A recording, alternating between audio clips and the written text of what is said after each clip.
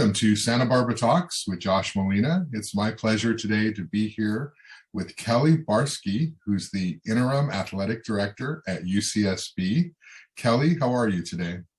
I'm great, Josh. Thank you so much for having me here. Looking forward to It's my pleasure. I was familiar a little bit with you and, just kind of running into you and knowing you a little bit in the community. And then I read Mark Patton's story, in Newshawk, and, it was like, wow, like what an interesting story. So I just thought we could talk a little bit about, your sort of new position and what that means for UCSB. It sounds like a significant deal. So I just wanted to have a conversation with you about it and let our viewers kind of learn a little bit more about you and what really this is just kind of really an inspiring success story for you and your family and UCSB. So you were recently appointed interim athletic director after working at UCSB in various capacities for a number of years. Can you talk a little bit about what this means for the university, for you to take on this role and have this kind of leadership? Sure. Well, first of all, thank you so much. And you mentioned Mark Patton, so I just want to highlight. I shared with him. He told my story better than I ever have. So thank you for that introduction, and certainly his gracious article. But I don't know what it means for the university, but I can share what it means for me. And this is certainly a dream job and dream position. I grew up in a place of education. My dad was a teacher. My mom was a banker. I had planned on being a teacher. And actually, when I first finished my undergraduate degree, I came out and did teach. I taught first and fourth grade for a little bit and loved it. Went on to graduate school and had this opportunity to work in collegiate athletics. I was a college basketball player, but thought when my career was over in college, it was over. And when I got back in as a graduate assistant and spent a little time in college, I just had this aha moment and this moment of, oh my goodness, I love this opportunity to serve and support the educational journey for student athletes. It's just like teaching first and fourth grade. It's different in terms of development, but that same ability to be, a mentor, to think deeply and be a part of their journey, each individual's journey. And athletics also has this great ability to serve community and bring people together. So what it means for me, like I said, it's just a great honor and privilege. And to be here at UC Santa Barbara, it's an incredible academic institution. Santa Barbara itself is all of all of the community around here, just really, really amazing community. So it's a great privilege to be part of it. What does it mean to be athletic director? When I think about that job, I think, wow, this must be overwhelming. There must be so much that one has to do in terms of being in that role for UCSB, which is such a prominent university in the world of athletics for so many sports. What does that job entail? What kind of things are you doing? It's a great question. One my kids actually ask me often. They've asked in almost every job. Coaching they understood, but I think a lot of the other jobs are hard to understand. Really, it goes back to education. I think you have to always think about what is the mission of what you're doing? Who are the people in which you're serving? So no matter what the role is on this campus or otherwise, you look at what is the mission. And again, my mission is to how do we serve our student athletes in the best of our ability? How do we support the co-curricular experience, their academic experience, their athletic experience, having competitive experiences, on the track, on the court, on the field, in the pool. How do we provide leadership and mentorship and life skills? So I think regardless of what the day looks like, how overwhelming some of the, or how much the role has in it, I think it's always breaking it down to, okay, what's our mission? And just taking a deep breath and thinking, what is the next thing that we need to do? And, it is a bit looking big picture, thinking about vision, thinking about planning 1 year, 3 years, 5 years, 10 years. But it's also in the day-to-day. Are we doing the right thing? Are we serving the people that we're setting out to serve? And that's student athletes and staff and faculty and community. Right. Out here in the world, we hear so much about UCSB's basketball team, right? They've been very successful. We hear about soccer. We hear about baseball. What are the sports at UCSB that are sort of the, obviously you're in charge of all of them, but which are the ones that are sort of the flagship sports, the sports that are growing, the emerging sports. I mean, there must be sort of these tiers and these range, and obviously there's recruitment efforts to sort of boost each sport and make them a little bit, higher magnitude. So can you sort of like talk about like the layers of the sports at UCSB and how they rank? Sure. Yeah, we don't look at it. I don't look at it in a matter of tiers. I look at it in a matter of how do we support our programs to be competitive? And you're looking at how can they be competitive and how can they, again, best serve the student athletes in our community within, you're looking at and comparing and look at the other programs in that particular sport, right? So don't look at it in tiers. And the other thing we look at is how do we serve student athletes? And that can look different, but we want to be consistent in that. So academic services or sports medicine or sport performance, every student athlete, every program is going to receive and has those same support services and resources. And we want to make sure that their experiences are good. Now, each sport has its own sort of culture. Each sport has its own culminating events. I mean, certainly, as you know, when you look at all of the events, you talk about March Madness, you're looking at men's basketball, women's basketball programs, or, you mentioned baseball when they went to Omaha, or they're going to regionals. They have their own culminating events and national championships and traditions and cultures around those sports. So those are exciting things, and we certainly celebrate all of that. But when you're talking about being in my role or being in the role of our staff, I mean, we're educators, we're mentors, we're looking to serve all 500 student athletes, all 20 programs, and doing the best we can to provide the best experience while they're here. Okay. Let's talk about UCSB in the context of the COVID-19 pandemic. Obviously, this has upended every industry that we can think of, and UCSB University moving online, remote learning. Obviously, this has an impact on athletics. How has the university been able to navigate COVID-19 and still be able to do all the things that you talked about that are important for student athletes? Sure. Well, I am inspired every day, first of all, by our campus leadership, by our campus medical, COVID response group, and medical team, and with their guidance and direction over the past 2 years, we've been able to navigate it pretty successfully, both as a university, but also within athletics. I can tell you a story if you want to go back to, I don't want to go back to March 2020, but let's go to September 2020 if we could.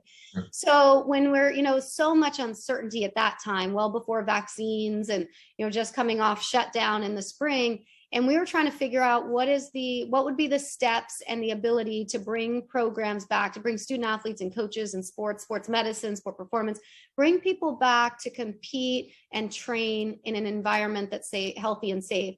Our motivation certainly for that is we know that for student athletes, participation in that activity, that competitiveness, they've worked their whole life to be on these collegiate programs, and some of them are looking to go, professional and go beyond.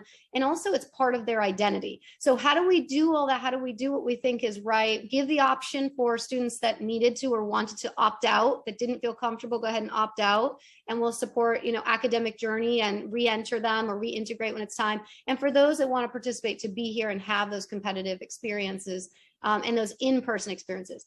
So going back to September, we're trying to navigate how to start, and where we started, we'll mention the 2 basketball programs. Where we started, those were the first 2 teams that came back early September 2020, and we had really significant testing. And again, so incredibly thankful and grateful for our university who had this campus testing and lab on campus. So we started a lot of testing. We started a lot of isolation and sequestering at the time. So multiple tests before you could even come back. But we started with 2 basketball hoops that were picked up at a sporting goods store. Some of our staff put them together on the tennis courts, and we had 1 tennis court set up as a weight area, weight stations, and with as much weights as you can imagine, and a bunch of tents. And the other tennis court had 2 outdoor backyard hoops. And that's where we started for about 3 weeks, as we wanted to stay outdoors. We were testing like crazy, but we wanted to give some activity. We started there, and then we transitioned, back to some indoor protocols. Then we started rolling all of our other 18 sports back in over a time frame from late September to early October. And every single team, every single student athlete who wanted to opt in, every single coach had the opportunity throughout last year to participate and to compete in any seasons that were being held by the conference or the NCA. And we've continued to navigate that pretty safely. But it's also a testament, Josh, like I can't speak highly enough, our student athletes who, gosh, to be a college student and to be asked to be isolated, to really lock down, to test. And at that time, testing was very different. It was a little more difficult. So to test 3 mornings a week, stay isolated, stay locked down, and only really be in person with their teams was quite a big ask. I mean, we had things, protocols like, don't go out to eat, you can pick up and take home, very specifics about isolation. And they did it, and they were, incredibly successful at it. But it's a testament really to the student athletes and the coaches and the staff that were willing to commit to that. It's amazing the resiliency that you see in the story that you tell, the creativity, the ability to figure out a way. We've seen so many people in industries have to do this during the pandemic, and hearing you describe what the athletes in the program had to do just so that they could continue some form of practice, during this period and play is remarkable, and it's just such an amazing time that we're in. It's a difficult time, but you also see what human beings are capable of as well. I love that you said resiliency. I love that, because that's exactly what we talk about. I mean, as difficult as this has been, you're always going to be met with adversity. You're always in your life going to be met with things that are out of your control. And certainly, and athletes in particular are very good at this. They're very disciplined and they want to control everything they can control. But we're going to be met with these things in life that we can't control, unfortunately, more often than not. So, whether it's pandemic or whether it's something else, it's how do you go through it? How do you go through it together? How do you think intentionally and thoughtfully about the decisions you're making?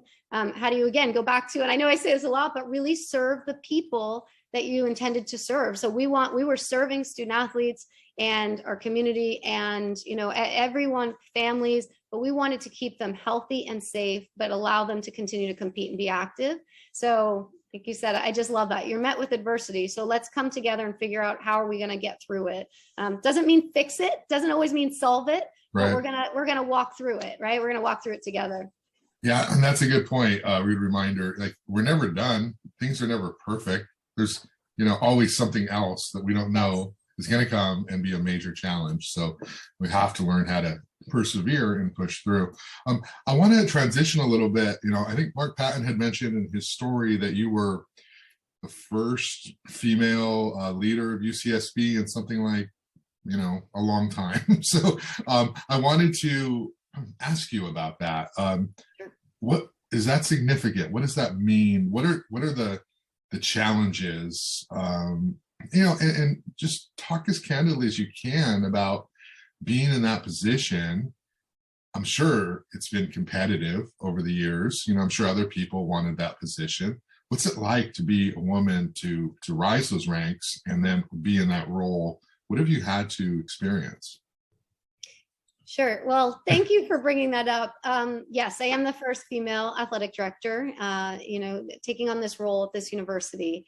I say that, for me, there's great honor and privilege for all of my mentors and all the people that I don't know that have come before me that have provided this opportunity for me. Title IX was passed 50 years ago, and I had this great opportunity going back to elementary school, middle school, and high school to really get engaged in being an athlete as well as a student. I had these wonderful mentors and women around me that I got to see as role models. So I am incredibly appreciative for the history and also for where we're going. So it's a great honor. At the same time, I want to say I look at it as leadership, and it's not a gender, right? So the role in some ways, you say, well, it's about, I want to get to a place, and I hope we do get to this place at some point where we say, hey, leadership or people who are in leadership have the qualities and the work ethic and the qualifications and experiences that are going to prepare them to be, a good leader and a good fit for the role, regardless of the gender. Now I say that, but we're not there. There's still great inequities. And so it's something we have to be mindful of, but I always want to tie that back into leadership. It shouldn't matter, male or female, at some point. at some point.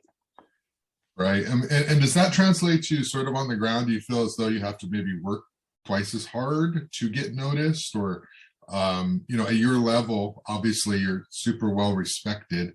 But, rising the ranks sometimes can, you can sort of feel as though, hey, someone else is getting more attention than I am, and I'm doing the same or more work. On the ground, when we talk about those inequities, talk to women, young women, women who are going to be following in your footsteps. What are some of those on the ground inequities that you've experienced? That's an interesting question because I'll tell you my motto, or sort of where I've come from. And that is, I'm not going to, I don't worry about what other people think. What I do is I worry about how can I best be prepared? What is the goal? What is the mission? What are my core values? What have I been taught? Those kinds of things. Who are the great mentors? And when I am wavering on something, I call my mentors, and I have great people that I'm able to lean on and say, what do you think? What would you do? And I think that's more important as you're working towards any goal, whatever that is, and whatever your passion is. For me, it is serving students through this mechanism and serving our community through athletics, because I believe it brings people together. I believe that, what it does physically, emotionally, socially, academically is really important.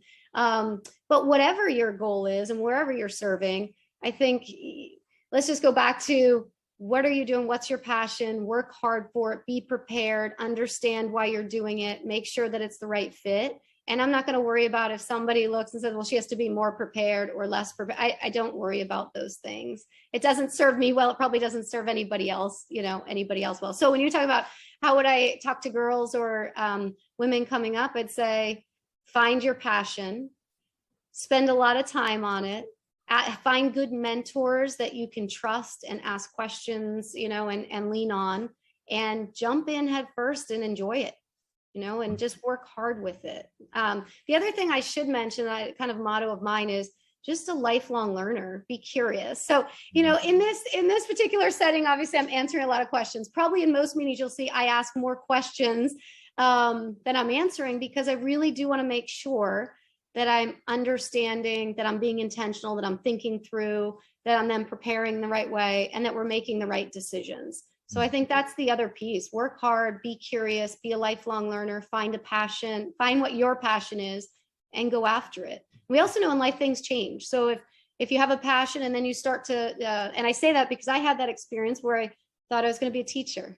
And then I had this opportunity to get into collegiate athletics, and I coached women's basketball and loved it. And then I found this other opportunity through academics and coming up into athletic administration. So, it still serves and suits my passion, but keep your eyes open and be willing to adjust. That's kind of the way life works, right? Yeah, you see that athlete's mentality in how you answered that question. It's like, you can only control what you control, which is you. Yep. And if you spend a lot of time worrying about the outside forces, then you lose focus of what you're good at and what you're best at. And then, you can be unsuccessful. But if you focus on yourself, you always win, right? Yes. When you do everything you can to put yourself in a place to be successful, you not only win internally, but most of the time you win externally as well. Let's talk about you. You're quite the athlete, as I understand it, basketball, and kind of progress me a little bit, take me back to Kelly as a child. I think you grew up in Milwaukee, is that correct? And you sort of New Hampshire. Okay. Yeah. Sorry. Yeah. All right, so you got it close, because it's Lake Winnipesaukee. So okay, that's where I got that. Yeah. Yes. So you grew up in New Hampshire. So tell me a little bit about how you developed a love for sports and basketball, and how you sort of, what was that journey like for you as a kid? Sure. Yeah, I grew up in an area where actually being just outdoors and being active was, everybody was outdoors and active. Where I grew up in New Hampshire, and that's certainly different than where I live now. Everyone's active here too, but it was different there. We certainly had winter, and that changed things. But you're outdoors, you're active, you participate in community. The other thing is, remember, my dad was a teacher and an athletic director and a coach. So he was a high school basketball coach. So certainly I spent a lot of time growing up in the gym.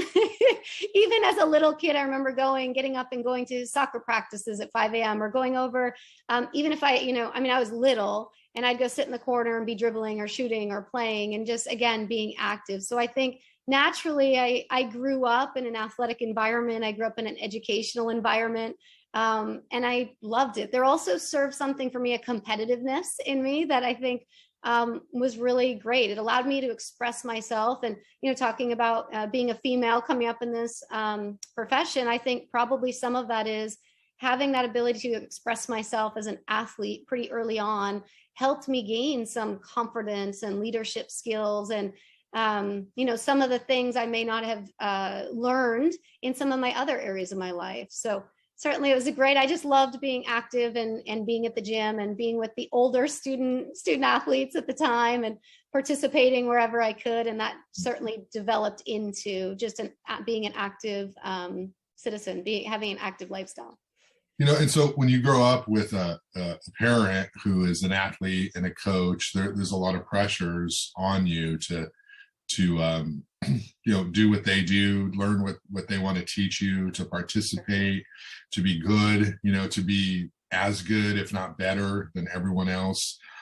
Were you good from the beginning? Were you an athlete who naturally was like, wow, she's really stellar? Or did you work at it and progress and you got better one day? What was it like, sort of being the daughter of a coach's kid, and how did you navigate those pressures? Not many people are good from the beginning at anything, I don't think. Certainly some people have, a gift in certain areas, being a little bit faster, or, we see young kids, as we know, developmental size can be sometimes something that can impact, abilities early on, but that all sort of balances itself out. So no, I think like anything, I really just enjoyed being active. And I was coached by my dad in high school, like a high school coach. So you talk about some of those pressures or those experiences. Certainly everybody who's a coach's daughter or a coach's son knows that when you come on, I think it was a positive to me. There wasn't a pressure put on me by my family, by my father, by I think external, but I felt an internal pressure at that point to say, I need to be one of the hardest workers. Like, my dad is the coach. I can't come in here and, I need to prove that I'm worth getting some minutes, or I'm worth having the ability to be a good part of the team and be a good member, not that I'm given anything because he was in that position. So I don't think there were external pressures. I think, again, coaches' kids tend to have the benefit probably of just a lot of dialogue. After a game, we'd drive home. It's funny, people used to ask me when I played for him, did you get in trouble on the way home if we lost a big game? No, of course I didn't. No, I didn't get in trouble. Or they'd ask, did you have to run this weekend? Like, what? He's my dad, not my. So with that being said, Josh, I think, you do have the benefit of lots of dialogue and talking about games and talking about strategy. And naturally, as a point guard, so that's a position where you just are kind of looking at the court, right? As a basketball player, you're looking at the court, the full court, and seeing everything develop. But to go back to your original question, I don't believe anyone is just born with things. I think, you find your passion, you find something, whether you engage in it because you have a family member and it's there and presented to you, or whether it's something you find on your own, you have to want to do it. You have to spend the time committed to it, and you have to work at it. It doesn't just usually come. Very few. There's few, right? There's a few, but very few does it just come. And those that are really successful, even you think about your most successful athletes, they may have some natural tendencies to be athletic. They're not at that position. They're not at the pinnacle because they were just given it. They're at the pinnacle because they spend a ton of time working on it. Yeah, because eventually they'll get surpassed if they don't work at their natural gifts, And so I want to talk about college. I read that you were sort of second in assists at your university, and Mark did some digging on that. I did not tell him that. He pulled that out of his head. And that was sort of the, sort of his theme, from assists to, scoring now. But tell me a little bit about, your university basketball career. you obviously were really good, passing the ball and, leading up to a score. What was that experience like for you? Did you have dreams of being a professional basketball player? Was it just fun? Was it, what was it like to sort of, work the court at that time? Yeah. It was an amazing experience. Now looking back, it was an amazing experience. Probably at the time, some days were amazing and some days I was exhausted and some days were very difficult. But I did not have aspirations of being a professional basketball player. I'm not sure I was good. I wasn't good enough, first of all, to be at that level. But going back, we didn't have the professional programs that we have now. We didn't have the WNBA, and even prior to that, very little experience. You talk about even going back to my me being a female in this leadership position. You think about how important role models are, and seeing people like you in those positions. And I think about, like, there weren't a lot of, and we're still working on having females as head coaches and females as athletic directors. And we now have finally this, professional sports network that is getting better and better. But at the time, we didn't have, games weren't televised. I was a huge sports fan growing up. And again, I'm on the East Coast. So, I watched, it was the Celtics at that time. And that was quite an incredible time. We're talking about when you had Larry Bird and Parrish and Ainge. But I watched the NBA. I watched NFL. I watched the Red Sox were, huge, always on. The Bruins were always on. So that, in addition to collegiate sports, I watched all the male programs. There was very little televised female collegiate programs, and there certainly weren't the professional opportunities. Yeah. So again, I wasn't good enough for it, but even if I had been, it wasn't something that I saw as an option. Again, I went, the particular institution, I went to Keene State College in New Hampshire. I went there because they had a great education program and I wanted to teach. And that was the reason I went there. But being a student athlete was, again, it was a hard experience. It was an amazing experience. It was a time consuming. My day was being an athlete, being a student, being an athlete, studying a little bit more, eating, falling asleep, starting over, right? Like that's what I remember my experience. But I also made these really great, built these relationships and met these incredible people and had this incredible journey while I was there. So. Yeah. And so you went to school, you wanted to be a teacher, and you were a teacher, an elementary school teacher for a time being. And that was something that you thought, wow, this is great. This is what I want to do. Obviously, other opportunities arise. What level of elementary school did you teach, and what was that like for you? How were you able to use your attitude in the classroom? Yeah. I taught first grade mostly. I did teach a little bit of fourth grade, but mostly first grade. I let me tell you why I loved it, and you'll see why I then had that moment with collegiate student athletes as well. But what I loved is the development at that, and probably this is at every age, but for me, spending time in first grade at that time, there's such great development in reading and in language development and math skills and the connections the way they can start communicating with each other and building friendships and relationships. And it's really, when you look at the, when you go back and look at the development of it, it's really fascinating. So I found when I got to the college levels, again, different levels, certainly, but the same things are happening. These first year students are coming in, spending 4 years with you, and they're coming in and they have to learn how to re-engage socially and develop relationships. College it's more difficult. Like it's a learning curve in how professors teach and how classes, especially on our quarter system, they're 10 weeks, they're fast, right? So you see students come in and there's a ton of learning and development and socio-emotional stuff going on, and getting to see those students come in and then in 4 years or 5 years graduating and being just kind of a different level of maturity and a different level of understanding and self-awareness is just so incredible. And like I said, I'm just grateful and thankful to be on that journey with them. So I saw those same things in first grade, and was it kind of a natural, it doesn't seem natural, it was a natural adjustment. Yeah, and you mentioned the socio-emotional needs that you have to, support them with. And think about when you were at the university. I imagine, at least, when I was there, like that conversation was not as strong as it is now, if at all. No. So what a great time we live in, where it's accepted now that we can talk about these things other than just, your hard skills, but we can talk about how we support the entire person. And Yes. it's an amazing time, and think of hopefully how much better it's going to be for our kids, and just Yes. going forward. I want to just want to wrap up here in a second, but you talk about so much about being a good mentor, being a good teacher, supporting. Can you just touch a couple of seconds on your mentors and the times in your life when somebody was able to give you the right amount of advice that made sense, or maybe somebody said something, you didn't hear it at the end, and then 10 years later you're like, whoa, that's what they meant.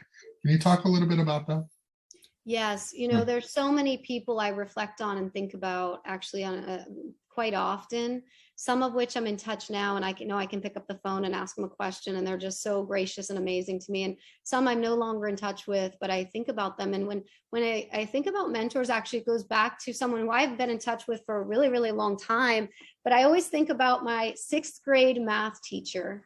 And I remember the first day, I have never told this story, so it's funny talking about this, but I remember the first day going into 6th grade, and and this was the first time in her math class, and I went home, and I remember calling my mom at work. She's a banker, so, I call her at work in tears. I said, I don't think I can do this. This is way too hard. I don't know what she's talking about. I don't think.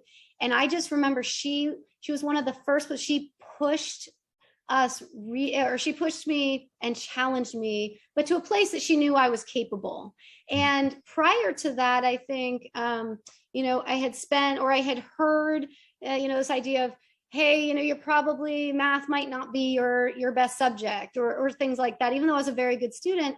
And I remember her pushing and coming out, and things just kind of popping and learning. And I was so in awe and inspired by the way she was tough, but caring. She was direct, but she was there and available. So she may have been really tough in class, but if I wanted to spend hours with her after school trying to learn the subject and really get competent and be very proficient, she was there to do so. And that was probably my first experience of somebody who, found that balance of, I'm going to challenge you, but I'm going to walk through it with you. And again, you go back to mentorship and education, you have to learn. I mean, no matter what I give, if I just give you everything and hey, let me just tell you everything, you're not going to retain it. But let me help educate you. Let me have you do it. Let me have you walk through it. But I'm going to be here to walk through it with you and make sure if you need that support, you have it. So that is probably the first, and I have recollection of earlier, but that's the first mentor, I would call her mentor, that I really remember very significantly. And I didn't understand that, Josh, till I was probably well out of college till I remembered that experience that year and thought, wow, wow, that's pretty incredible. Mrs. Walker was her name. Oh, wow. I'll never forget her. So, but with that being said, like I said, there's lots of other wonderful mentors whom still get to be in touch with and who have, provided me great opportunity and just a resource. And I'm thankful. Yeah. Yeah. Well, as we kind of wrap up here, let's just sort of, bring it back to how we started and kind of spin it forward. What's 2022 look like for you and UCSB sort of in your role as athletic director? We're obviously still dealing with COVID-19 pandemic, and, it's probably never 100% going to go away, or there'll be something else that's going to come up. What's 2022 look like and beyond for you and your capacity in UCSB? Yeah.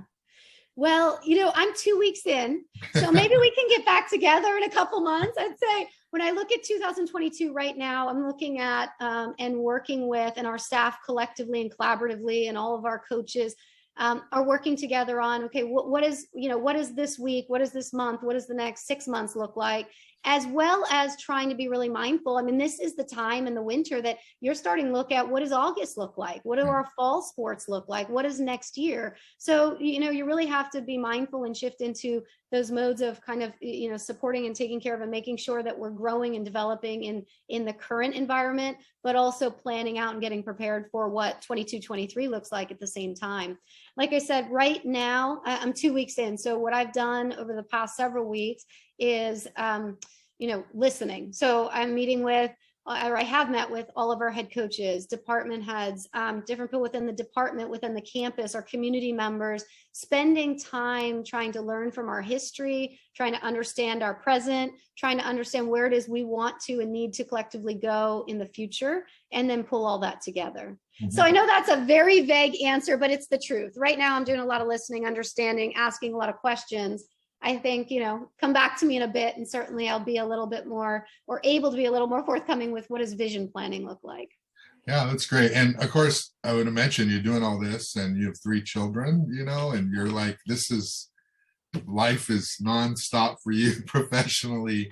That's the student athlete in me. That's why I said, I talk to our student athletes, I really can relate. I mean, this is my comfort zone, truthfully. The sort of busyness, but recognizing that we have the opportunity. And like I said, I'm incredibly grateful. We have our health, both our, myself and our family, we have our health. We get to live in this amazing place in Santa Barbara. I mean, it's just such an amazing community.